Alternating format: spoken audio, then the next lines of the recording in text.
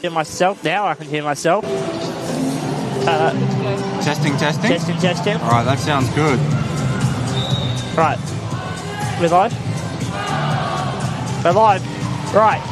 Welcome to the second game of this tournament, the Asia Pacific Oceania Cup. We've already seen the opening match now. We have New Zealand taking on Japan. These two teams have played each other, of course, in this tournament when it was last played. So they might have a little bit of knowledge about each other. Of course, the Japan team was at the World Cup, the Power Football World Cup 2 years ago in Sydney.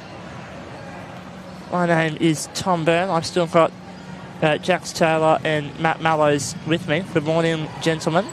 You say this as if we're not going to be with you for the ride the rest of the week? Oh, well, we've got to keep the illusion up to the viewers. How you feeling, Tom? Yeah, good. We're underway. Everything's going nicely now. And second match of the tournament about to get underway. Do we have any predictions for this one, gentlemen? I'm not sure. Because as you said, that New Zealand did play at the last APO Cup. But it is a vastly different team at this APO Cup compared to last time. So I'm very keen to see how the New Zealanders play.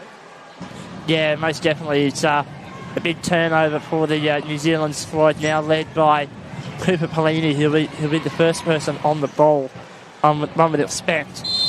As we do see the kick-off here for New Zealand, and Pellini gets the ball away early, and it'll be cut off immediately by the Japanese left wing, and already running into the box. It's an impressive start from Japan, the number 21, which is a little bit caught me off guard because I don't have a 21 on my team sheet. Nonetheless, New Zealand now have a kick in. It will be Vermeulen who has it.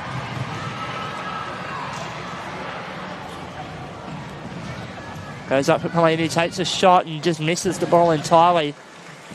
Nice idea from him, but just wasn't able to make it work. Yeah, I think Yeah, definitely. Yeah, definitely spun the wrong way on that one, unfortunately. Goalkeeper, there's a lot of power on these Japanese kicks at the moment. They have got some speed on their spins. Yeah, that's kind of Japan's signature. Really, really fast on those spins. We apologise again for the technical difficulties. We thought we'd sorted Matt's microphone out, but he's still cutting in and out, unfortunately. As now Japan hoof it upfield, but it's going to be a goal kick for New Zealand. It's end-to-end stuff. Unfortunately, it's just a lot of dead balls in that end-to-end play. Yeah, the microphone works, just not when I decide to start talking, so it just doesn't like me very much. Now, Matt, last time we were in this Asia Pacific Oceania Cup, you were part of that tournament as the part of the under-21s team. Can you tell us a little bit about what playing in this tournament is like? It's a much, much higher quality of play compared to club level, obviously, because you've got the best players playing.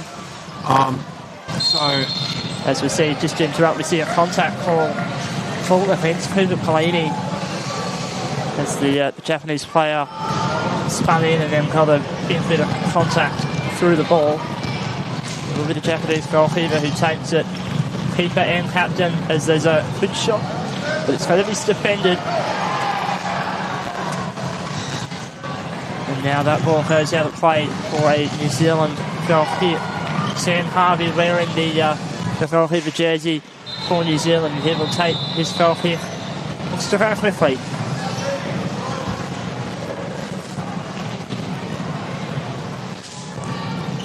Any opening thoughts from you, Jackson, so far? Yeah, I think I've liked what I've seen from New Zealand so far. I think there's been a couple of bits there, like especially that goal kick. I'll let you get back to this game. I'll talk now. Yeah, you can talk. Yep. I've liked what I've seen from New Zealand. I think some of their hits, that goal kick, being one of them, being showing promise. But I think whilst they get some speed behind it, they need to make sure that their accuracy's there too.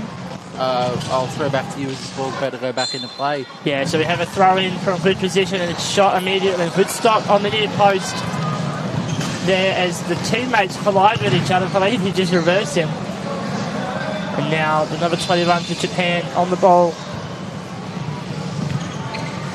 And looking to flip it away and can't quite do that yet. And there's a lot of contact in the box, but playing on, trying to force it through, and it has gone through. And the goal is granted. Japan take the lead. 1-0 after just 4 minutes. And it was a brute force goal that got it, but the ball did roll across the line.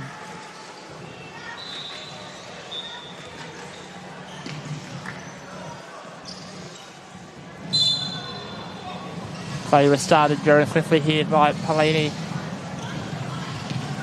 And he's going to be Logan McCall on the left wing, trying to get to it. Pelini with a spin, finding his way past one, but not past two. It's the Japanese structure here in defence, very solid at the moment. If New Zealand can get some possession, they'll try and find their way through. Just from reading on the back of the chair, the goal scorer, number 21, I believe, is not the number 7 we've got on the team sheet. Hiratsugu Ota. Yep, Hiratsugu. We will, after this match, we will try and get some corrected team sheets on our end so that we make sure that we're giving the right players credit when they do things excellent. That ball there from the number 8 just flits away. And so New Zealand will have the ball. There is a lot of defensive pressure here around Vermeulen. McCall, Pelini, bit of an errant touch on it, however. In fact, I think he wanted his teammate to run down the wing, but that wasn't the play that we saw. So Japan had the ball.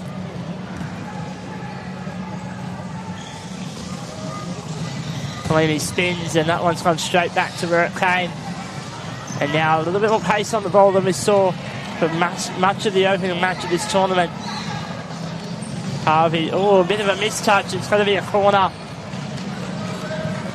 Yeah, I'm interested to see what Japan's corner setup is going to be, because they get a lot of speed on their dead balls. So it'll be very interesting to see what kind of a corner setup they go for here. Well, they attempt to go for the far post, but it's too close to Pelini, who clears it out of the way. And it's now the number 73 for Japan. Up out of the box for the first time. Big spin. And away it goes. It's going to be a goal kick. No, I believe they are bringing it back for a 2-on-1 call here against the Kiwis. I mentioned in the opening game, we're here at Nissan Arena in Brisbane, a beautiful venue. Plenty of action always. There's a futsal carnival happening on the upper courts, and there's a lot of whistles as part of that as well. It can be very confusing, especially for us here in the media boxes. A great chance is cleared away. Now Pelini on the ball. Needs option central, can't quite find it, chooses to run. Battling with the Japanese goalkeeper and captain. He's all the way to his left wing.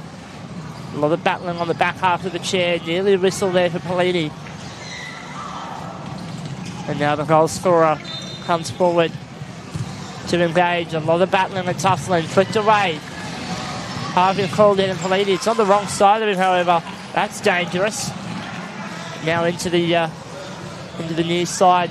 Pelini's just a brilliant player on the ball. He just needs to find some passes and get his teammates into the game. So that one rolls away for a Japanese kick in. Yeah, Pelini's doing very well to dribble the ball in and out of their defence. But yeah, like you say, Tom, he definitely needs to start getting some passing going. There's that one. That's a brilliant ball across the face, and Pelini, the last man there, has to stop the shot. Now Vermeulen's going to watch it roll past. Gets a little touch on it. Now for number 27, flip to his left. There's a shot. It's going to be wide, and watches it roll away for a New Zealand goal kick.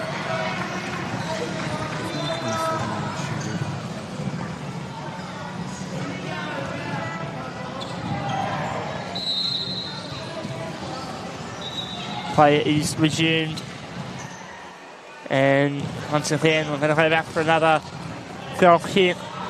This event proudly hosted by the Queensland Power Chair Football Association, made possible through the support of our Fit for partners, who are Power Soccer Shop, the official supplier of the Strike Force wheelchair, and All Sport, the official apparel partner of FitFA. Thank you very much for your support, helping make this tournament and other tournaments around the world very much possible. As that ball rolls out at play in New Zealand this time, we'll get a throw in from the far touchline.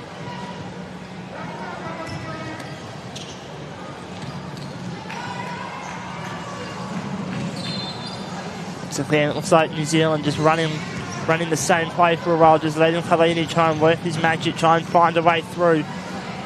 Fans of the Australian Club Championships will know this New Zealand side fairly well, and they'll know the importance that Cooper Palini possesses for this team. We think he's one for the future in this part of the world. We're really hoping to go as far as there's a big chance, and that's a great goal.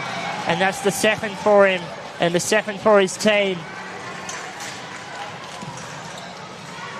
Yeah, brilliantly worked bit of passing there from the Japanese, and just created just that little bit of a gap between the two defenders for the Kiwis in the box there, and just beautiful precision to slot that home.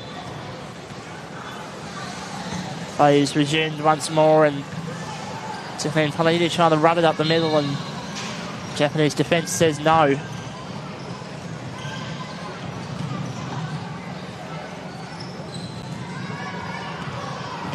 Palini looking to take the kick in here. Goes down the wing to spin shot attempted, just no connection. They're showing some good ideas though, New Zealand. It's good to see. Yeah. It's good to see a team still trying to go on the attack, let the ball forward, even when they are a little bit behind in quality compared to their opposition. We always like to see teams going for it. It's the only way to learn, is to try new things. And Japan now taking the ball forward once more. Palini battling. And now good tussle in the centre of the park.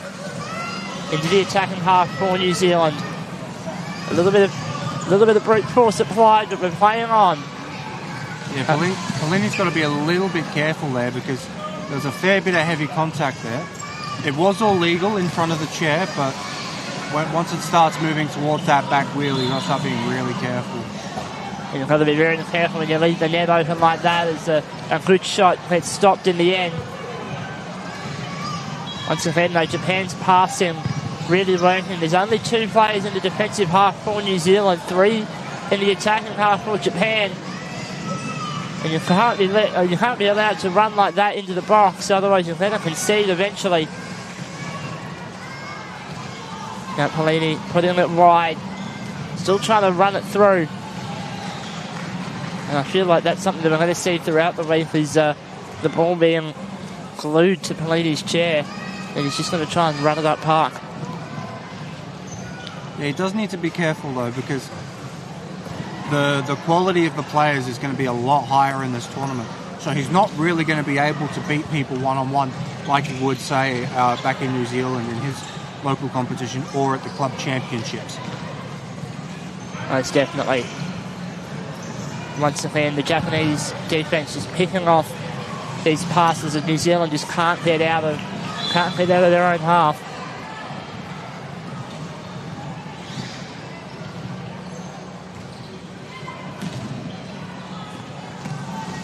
Eight minutes left in this first half, and that one takes a touch of a New Zealand player and away for another kick in, this time on the near touchline.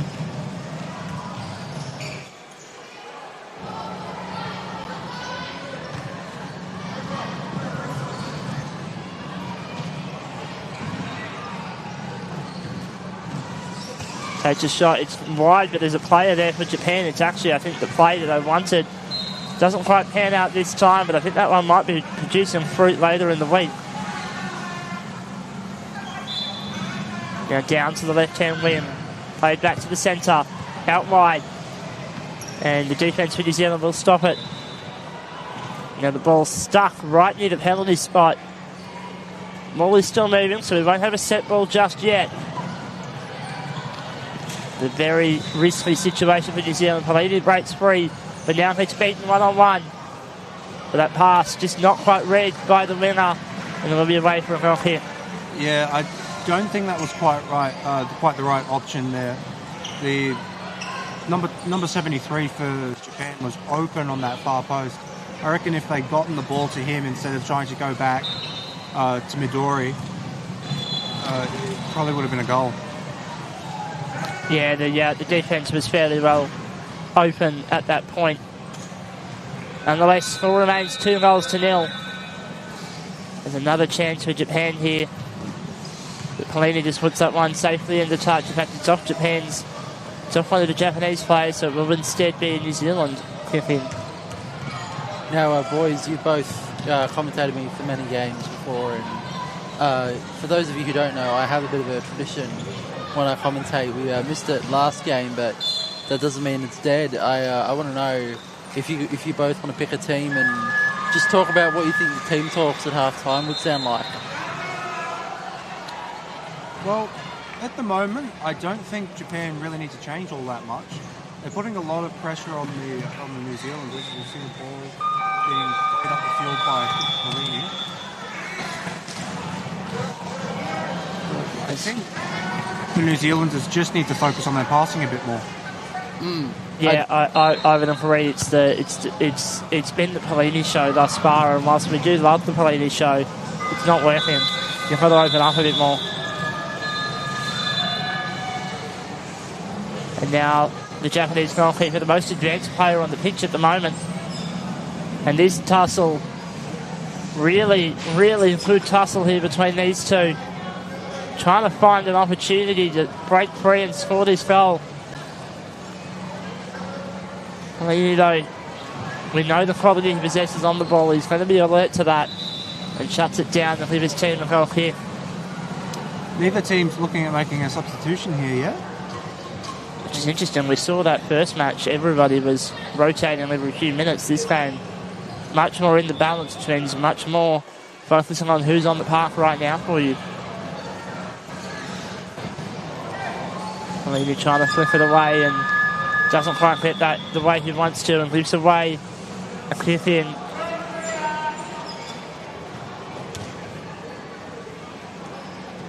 Not too much panic on the Japanese bench at the moment. A little conversation going on between some of the coaching staff, but I don't know, I think they're pretty happy with what's going on, as that's a ball direct at the net, sent away for another kick in, and this will see a change of kick in taker for Japan.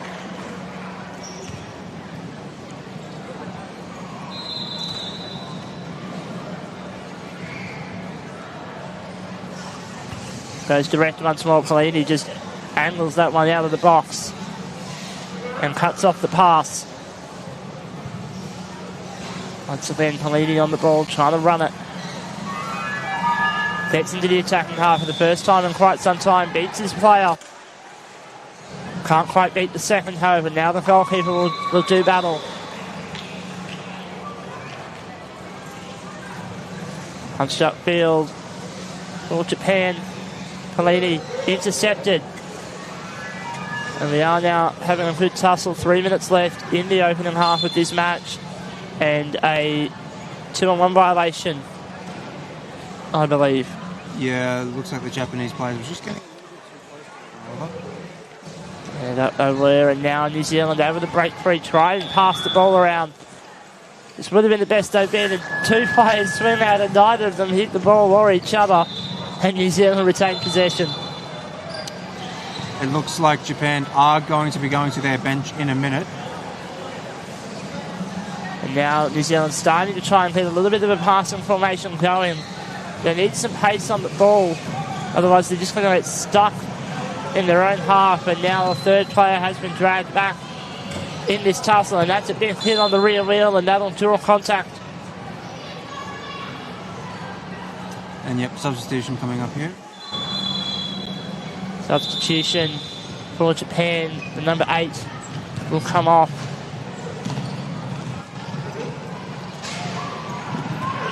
And it looks like the number 11 coming on. If our sources are correct, we do have a number 11, Takahiro Yamada, We will, as I mentioned earlier, we'll endeavour to have our sources corrected ahead of Japan's next match.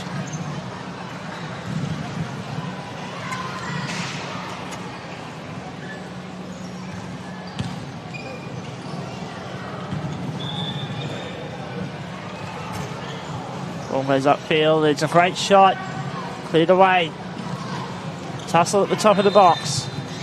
Now out wide for Japan. Just lets it roll. They're happy to have set pieces. They're already up 2. No point wasting energy. Putting more on the board right now. Yeah. And their set pieces are very deadly just because of how hard they're able to hit the ball.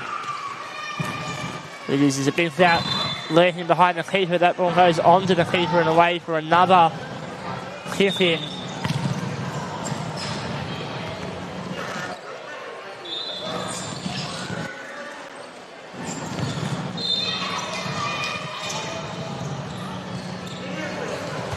That one, great play by Japan. The fader was in the box, ran out of the way as the ball came through, and it was finished away at the far post. And that's Japan's third in this half. Yeah, once the ball got through that gap, the New Zealand defence had very little chance of scoring, of defending it, simply because of how hard it was hit.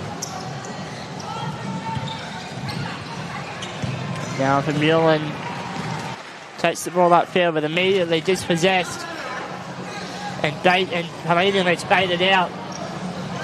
Now the ball all the way to the box once more, and pressure just never been relieved from this New Zealand defence. It is sitting on the byline right now. There's a flash of metal, but there's no whistle yet. But that'll be all we have time for in this first half.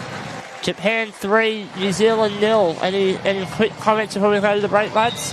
I think I've liked a lot of what I've seen from New Zealand, to be honest. I think there's some things that obviously they haven't had many strong chances, but I think they're definitely inspiring so far, and I hope that they can continue to do so. I've also liked what I've seen from Japan. Their speed especially has been interesting. That's probably all I've got. Over to you, Matt. Yeah, I think New Zealand just need to pass the ball a little bit more. They're trying to do a lot of one-on-one, try and muscle their way up the field, and it's just not working, simply because of the quality that Japan possesses. So that's something they'll definitely need to have a look at for the second half.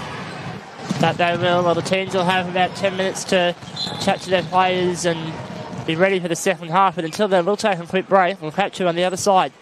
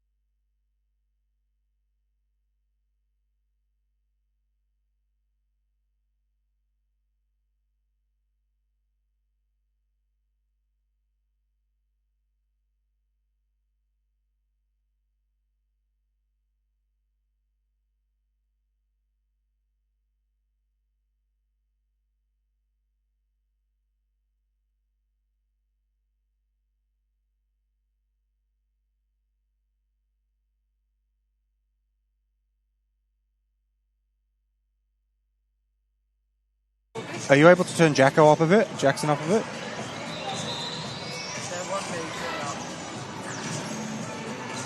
Just sorting out. We may have fixed our technical issues we've had this morning. Fingers crossed.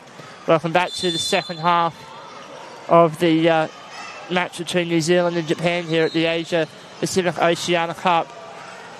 Game is back underway, and looks like no personnel changes on the pitch. So if no, there I is, believe number 17 has come on for Japan.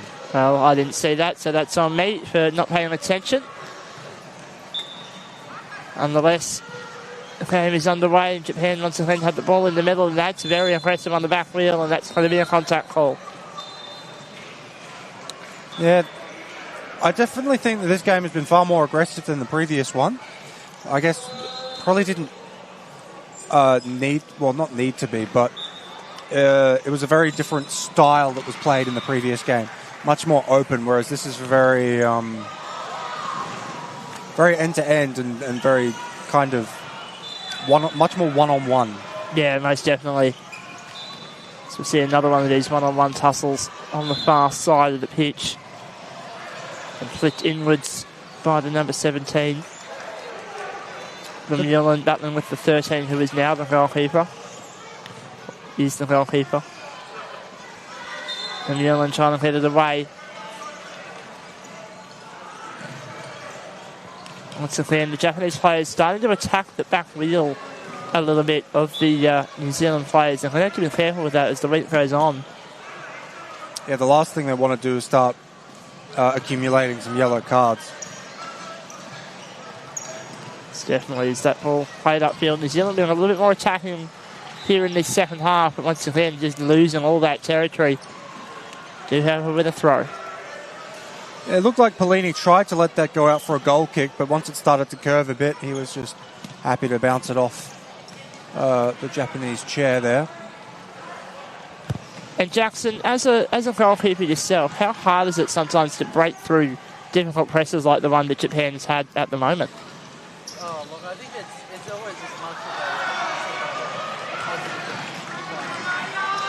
One of the things that I struggle with most as a goalkeeper is just, understanding the opposition and stuff like that, and just being able to play them out mentally. So I think they're going to have to make sure that they Can hear him. understand them as much as they do, outplay them to keep the scores as they are. Yeah. Yeah, I hope that the viewers heard that, because that was an excellent breakdown, but I didn't hear that through my headset, so I'm worried that the viewers... I heard it through mine. You heard it through yours? Okay, it was just very quiet, but it didn't cut out. Nonetheless, play continues. New Zealand have got the ball upfield, but now Japan on the counter. It's a 2-on-2 opportunity here. And now that ball being dragged across the pitch. Players allow the ball to roll. And now it goes out of play.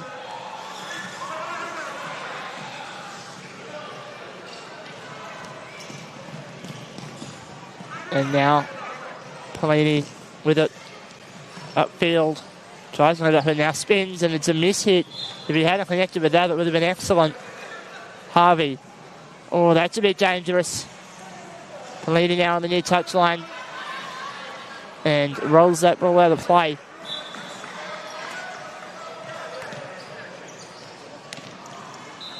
Yeah, it's very dangerous as a goalkeeper to swing into oncoming traffic and bounce that ball straight up the middle, especially when you've got multiple players coming at you like that.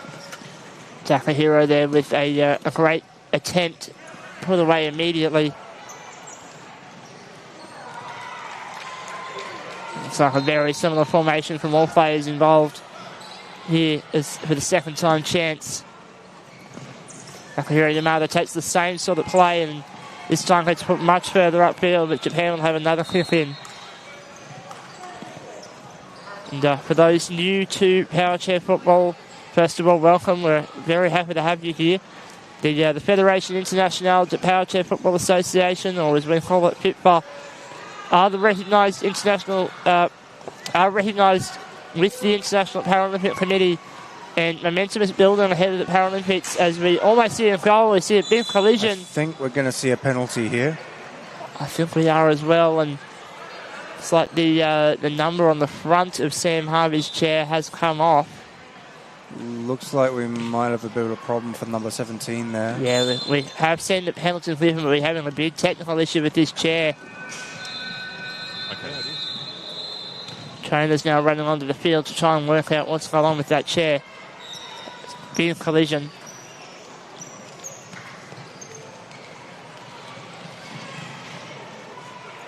We've not seen that chair move in the time period since that collision. It's now rolling once more. Looks like she's going to stay on. So that's good to see that the collision didn't hurt her in any way. Which is good to see that. And all that, we have had a penalty given. And now Japan have to work out who they want to be their taker. It's the number 73 and who is currently wearing the captain's armband. Now, as I understand the rules at the moment, Harvey cannot move until the ball has been struck with a 15-second timer once the whistle is blown. Kicker there just doing a couple spins on the spot. Trying to bait him out and gets the goal immediately. Great penalty taken.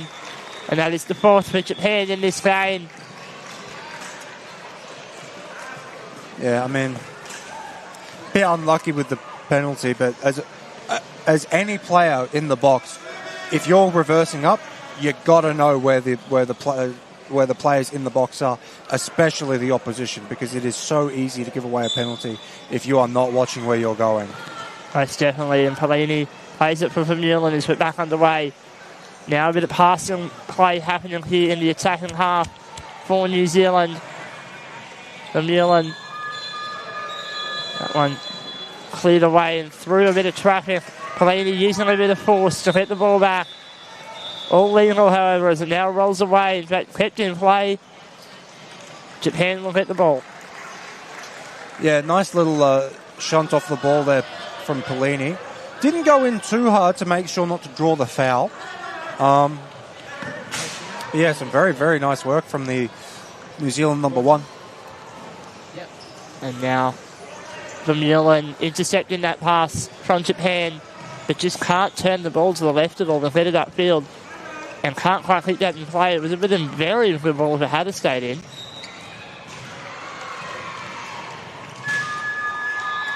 Now return, now that I do have a fast break, a bit of a changing around of the technical difficulties that we face so far with the line. Yeah, it's still not perfect, unfortunately, but if we hit you partially, it's the best we've had in a little while, but it's not cutting out. It's not cutting out, at least. It's just very hard. That's why I was absent the past 5 minutes. Yeah. Nonetheless, Japan, once the ball had the ball into the box, Harvey is beaten, Pelini is not. And Pelini now out of the box, trying to find a way through, and now has to run. And this is typical of New Zealand. Needs to be careful with that metal-on-metal contact. Is now still in play. Pelini now takes over. The Japanese goalkeeper is the most advanced player on the park. And now with the ball going out of play, he's able to return to the net. But a risky situation there, and they do not want that sort of formation breakdown later in the week. No, especially against someone like Australia, because you saw in the earlier match, once those gaps opened up in defence, Australia really were able to hurt the Republic of Koreans, as we see a shot here from number 13. Fantastic stop by Vermeulen, really just getting in the way of the ball and hoping for the best. Brilliant courage from him to keep the ball out of his net. But still, Japan have possession. Pass is opening up. There's a shot. It's going to be a corner. Yeah, it was a nice read from Harvey there. He saw that the number 13 from Japan was going for that near post. Did just enough to get it out, but it will be a corner for Japan.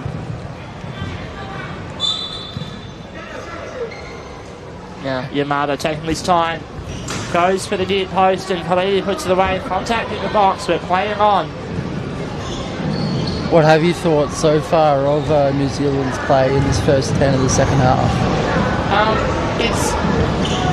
It's been fluid. They've done well to try and defeat the New Zealand press as the ball passing around and Pelini starting to work his way into this game defensively. Japan starting to put the tempo up as we enter the last quarter of the game. Yeah, I think Pelini has been the standout for New Zealand, as you probably would imagine. He was voted the MVP of the National Cup Championships that were held earlier this year in Brisbane. Nonetheless, though, he's going to be beaten here as there's a goal for Japan. It's Takahiro Yamada that gets the 5th for his team. Yeah, Takahiro did really well there to keep the ball rolling. As you know, the rule is that for the goal to count, the ball must be rolling when it goes over that line.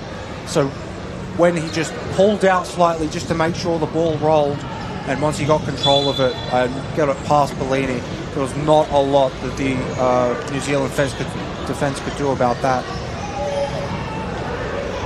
Nonetheless, Pelini in the battle with the goals for Yamada.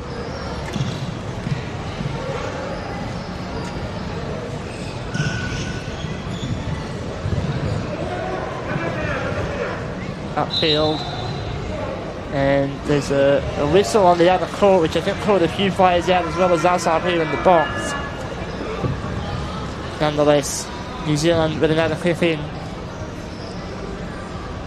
But yes, as I was trying to hit you earlier, FIFA are recognised as the International Federation of the International Paralympic Committee, and with momentum building ahead of the Paralympics here in Brisbane in 2032, Powerchair Football making a big push towards submitting their application to be at those games. And it's an incredible goal for our sport that we really hope that we can achieve, so we can show off the incredible diversity that our sport offers and how inclusive we really are as a sport. As Pelini, he's been the hard worker today, and he will be probably throughout the whole tournament for New Zealand. Once again, in one of those tussles that we know he handles so well. Japan, though, winning the 5th in, give themselves another great dead ball situation to try and get another goal.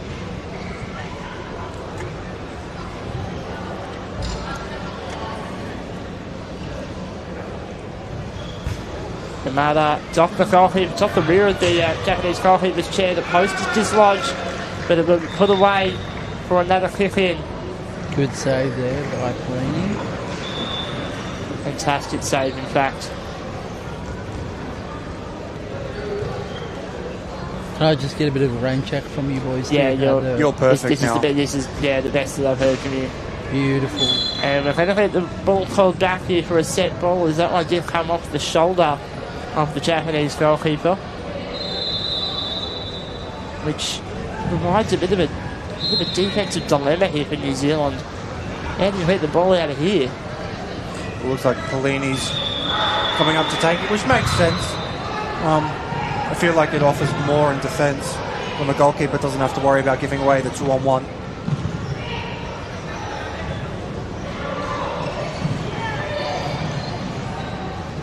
Leading down with it. His pocket is almost picked there, but with Silva Harvey to keep that ball in play. There's a swing. Can't quite get it forward anymore. And I think Japan, they need to not be drawn into this battling game that New Zealand want to play. They need to hit the ball open. Otherwise, it's just going to lock down and they're going to get stuck at one end of the park.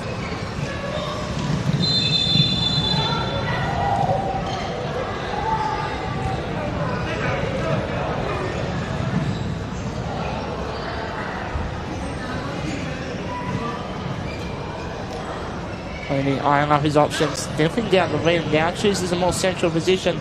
Japanese goalkeeper picks it off, but picks it off too early, in fact. There's the pass. Great cross across the box, and there's a great shot. Defence very nearly hurt a bit blunder. Pelini now able to save the day. Tries to brute force his way through, and there's going to be a whistle for it. Yeah, that's a big bit of contact there. And I mean, it was guard on guard, but you got to be really careful when you're coming in like that. Yeah, the pace of the ball that was there, the referee just having a quick word, but no cards being dealt as far as we can see. I do think, though, that might be Pelini's last.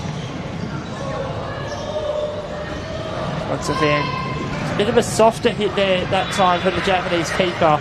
Doesn't fit the result he wants. But once again, New Zealand just can't break out of their own defensive third.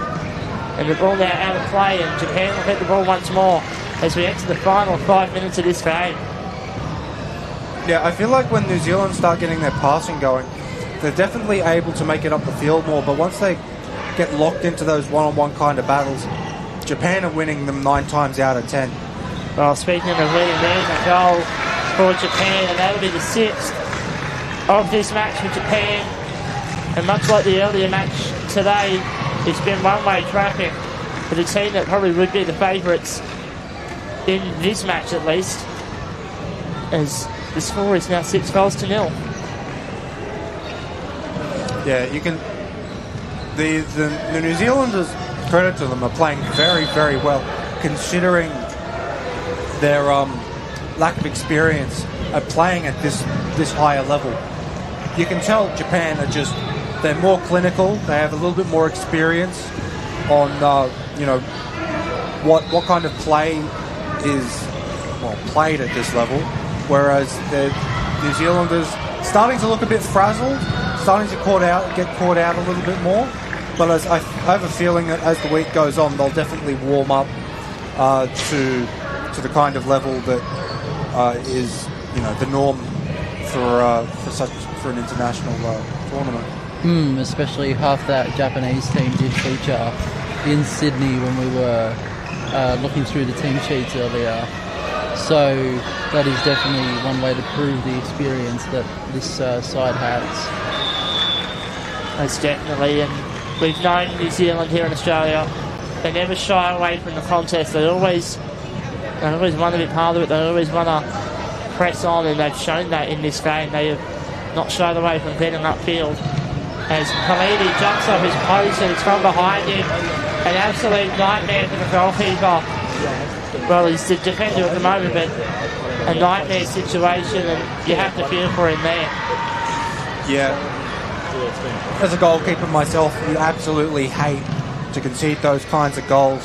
Those are goals that realistically you should expect to keep out.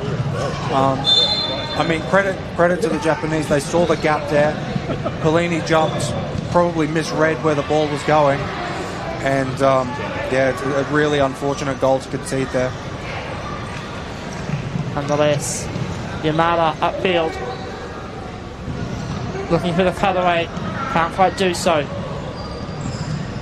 Pelini once again running this ball into the last 2 minutes of regulation time in this match, and fits it for maybe half a second into his attacking half. Looks for the pass. It's a pass back.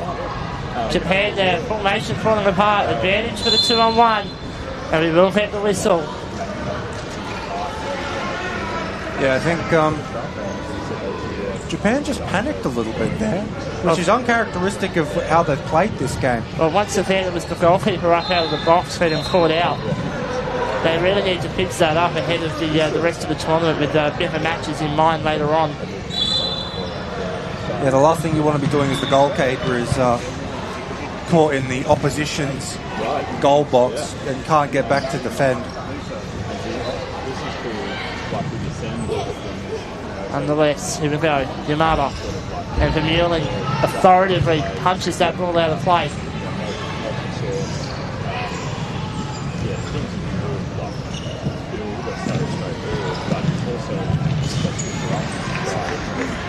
Now Scar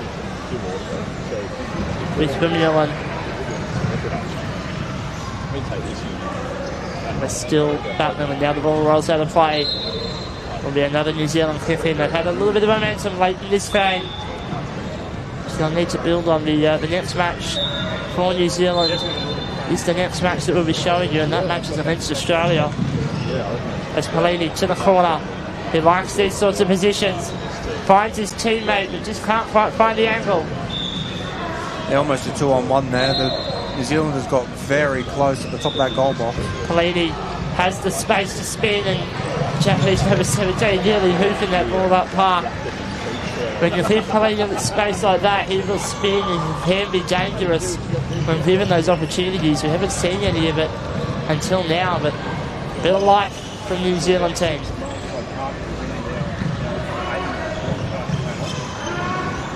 And just approaching, well, about to say, just approaching the final seconds of this game here.